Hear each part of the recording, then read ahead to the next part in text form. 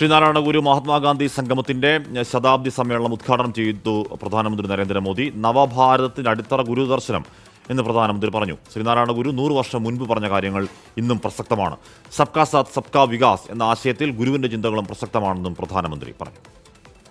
उनका विश्वास समरसता और समानता में था. उनका विश्वास सत्य, सेवा और सौहार्द में था. यही प्रेरणा हमें सबका साथ सबका विकास का रास्ता दिखाती है. അജീഷ് ജയകുമാർ വിവരങ്ങളുമായി ചേരുന്നു. അജീഷ്, 100 വർഷങ്ങൾക്ക് മുൻപ് നടന്ന ആ കൂടിക്കാഴ്ചയിൽ ഗുരു ഗാന്ധി ചോദ്യോത്തരങ്ങളൊക്കെ വളരെ ജനകീയമാണ്. അതിൽ പറയുന്ന ഈ ജാതി, മതം, അയിത്തം തുടങ്ങിയ കാര്യങ്ങളിലൊക്കെ അദ്ദേഹം പറയുന്ന കാര്യങ്ങൾ ഇന്ന് ആ സംവാദം ഇക്കാലവും 100% പ്രസക്തമാണ് എന്ന് മോഡി പറയുന്നത് ശരിയാണ് അജീഷ്?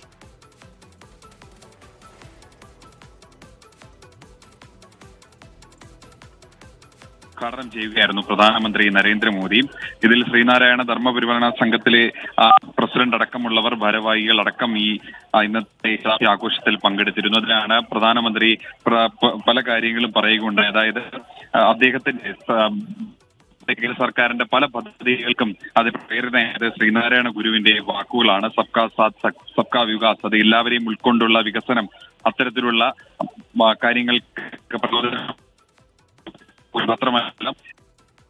ഓക്കെ, അജീഷ് ജയകുമാറാണ് വാർത്തയുടെ വിവരങ്ങൾ നൽകിയത്. 100 വർഷം മുൻപ് ശ്രീനാരായണ ഗുരു ഗാന്ധി 100 വർഷം മുമ്പ് പറഞ്ഞ കാര്യങ്ങൾ ഇന്നും പ്രസക്തമാണ് എന്നാണ് പ്രധാനമന്ത്രി പറഞ്ഞത്. ആ കൂടിക്കാഴ്ചയിൽ ഇരുവരും തമ്മിലുള്ള ചോദ്യോത്തരം പുസ്തക രൂപത്തിലും അല്ലാതെയും ഒക്കെ ലഭ്യമാണ്.